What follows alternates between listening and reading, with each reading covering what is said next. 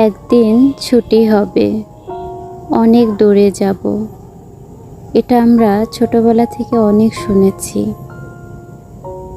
ঠিক এই কথাটাই আজ মনে পড়ছে।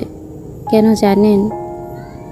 10টা মিনিট হলেই সেই ছোট্ট ছোট্ট সোনামণিগুলো, তাদের নিষ্পাপ প্রাণগুলো বেঁচে যেত।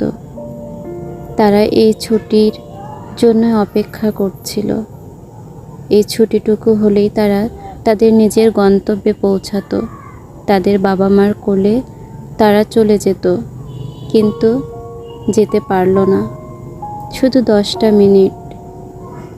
তাদেরও ইচ্ছে ছিল ছুটি হবে, তারা তাদের বাবা মার কোলে পৌঁছাবে, কিন্তু আর হলো না।